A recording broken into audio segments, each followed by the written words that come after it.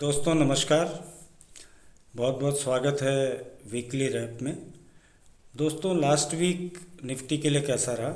दोस्तों last week में Nifty ने करीब 270 पॉइंट्स की एक अपमूव बनाई और निफ्टी का जो अंडरटोन है दोस्तों वो फ़िलहाल बुलिश है।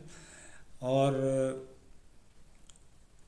अभी के समय जिस तरह से एक तरफा तेज़ी निफ्टी ने दिखाई है दोस्तों, उसमें एक कॉशन की भी ज़रूरत इसलिए है क्योंकि दोस्तों निफ्टी अब ऑल टाइम हाई बना रहा है रोज़, और निफ्टी एक क्रिटिकल रेजिस्टेंस के ऊपर खड़ा है। और दोस्तों वो क्रिटिकल रेजिस्टेंस है 15,660 से लेके 15,670। इस रेजिस्टेंस को मार्केट बार बार तोड़ने की कोशिश कर रहा है और फिर से सेलिंग आ जा रही है। लेकिन दोस्तों अंडरटोन इतना बुलिश है कि हो सकता है सोमवार को मार्केट गैप अप करके फिर इसको तोड़ने की चेष्टा करे।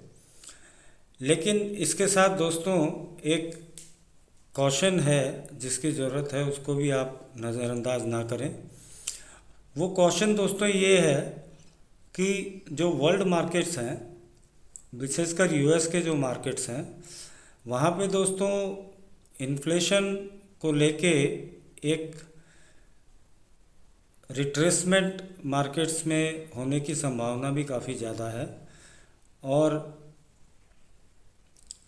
उस रिट्रेसमेंट के साथ हमारे मार्केट भी उससे अछूते नहीं रहेंगे। और दोस्तों जब हम लगातार ऑल टाइम हाई बना रहे हैं तो निफ्टी ने लास्ट वीक में काफ़ी सारे गैप जो है ऊपर की तरफ आते हुए छोड़े हैं। दोस्तों निफ्टी के गैप जो होते हैं उसका मतलब ये होता है कि निफ्टी जब हर दूसरे दिन गैप अप होता है तो वो एक गैप को छोड़ जाता है दोस्तों।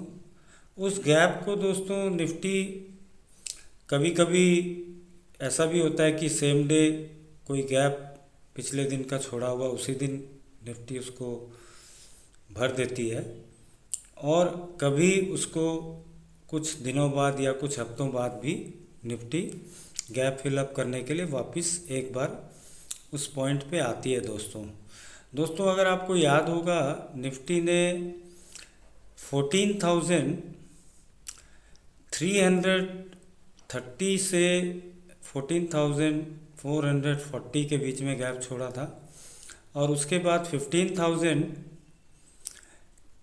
को क्रॉस करने के बाद ऑल टाइम हाई जो अभी निफ्टी ने बनाया है 15,700 के ऊपर, उसमें भी निफ्टी ने दोस्तों कम से कम 3 या 4 गैप ऊपर आते वक्त छोड़े हैं।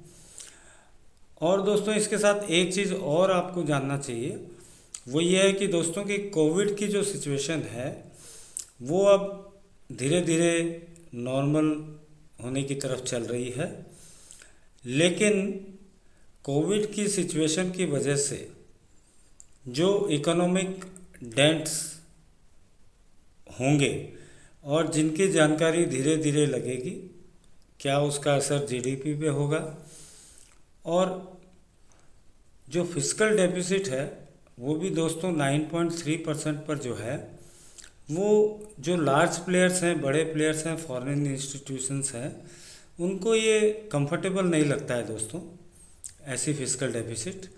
और दोस्तों एक और फैक्टर है, वो ये है कि जो डोमेस्टिक कंजम्पशन है दोस्तों वो 2018-19 के लेवल पे अभी चला आया है। यानी डोमेस्टिक कंजम्पशन में अगर ग्रोथ ना हो तो दोस्तों कैपिटल गुड्स या कोई भी और लग्जरी की चीज़ें अगर नहीं बिकेंगी तो ऑब्वियसली उनका प्रोडक्शन जो है वो भी अफेक्टेड होगा, और ओवरऑल इकोनॉमी को भी इससे एक इफ़ेक्ट पड़ेगा दोस्तों। तीसरी चीज़ जो दोस्तों है वो ये कि बैंक्स के जो शेयर हैं, पीएसयू बैंक्स हैं, वो काफ़ी तेज़ी में है अभी। लेकिन ऑन दी अदर हैंड अगर आप देखेंगे तो प्राइवेट बैंक्स की हालत कुछ ज़्यादा अच्छी नहीं है, और बैंक निफ्टी जो है वो निफ्टी को थोड़ा ड्रैग करने की कोशिश कर रहा है। तो आने वाले सप्ताह में दोस्तों अगर आप ध्यान देंगे तो दो तीन फैक्टर्स हैं जिनकी वजह से मार्केट को ऊपर की तरफ 15,700 के ऊपर जाने में या 15,700 को क्लोजिंग बेसिस में तोड़ने के लिए थोड़ी दिक्कत हो सकती है।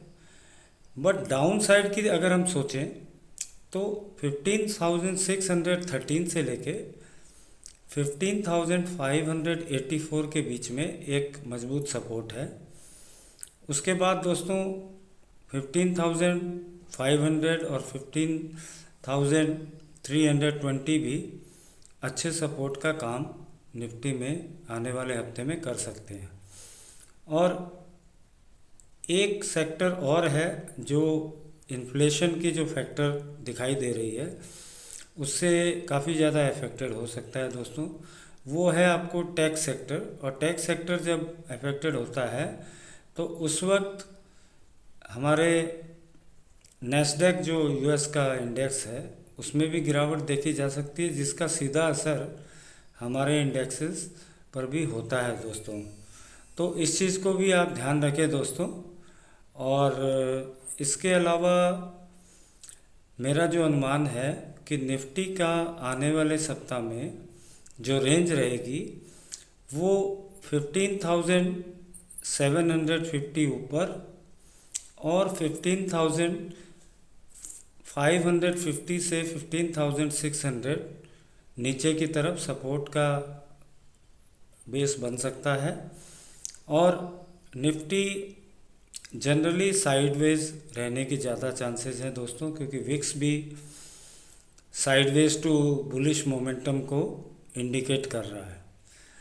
तो दोस्तों अंडरटोन मार्केट का बुलिश है, लेकिन ऊंचे लेवल पर ज़बरदस्त डिस्ट्रीब्यूशन हो रहा है। तो इसलिए दोस्तों हमेशा आप एक कॉशियसली बुलिश जो इंस्टांस बोलते हैं मार्केट के ऊपर, आप वो लेके चलेंगे तो आपको ज़रूर अच्छा लगेगा और आपके लिए वो चीज़ सेफ्टी का काम भी करेगी।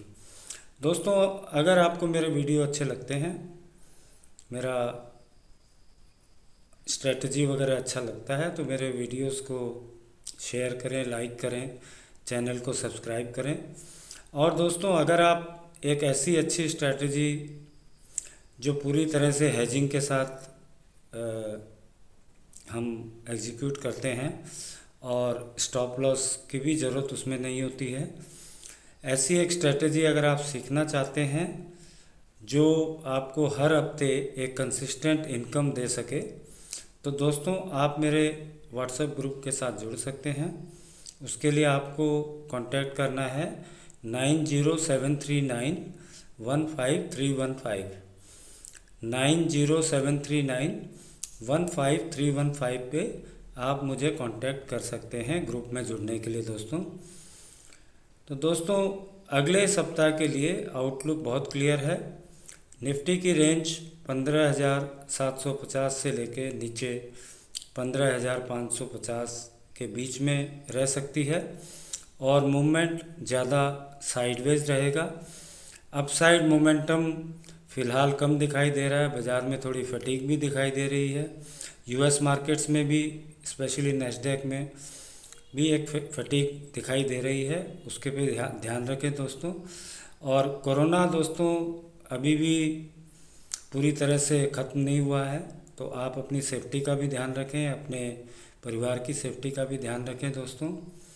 आई होप आपका अगला सप्ताह खूब प्रॉफिटेबल हो दोस्तों।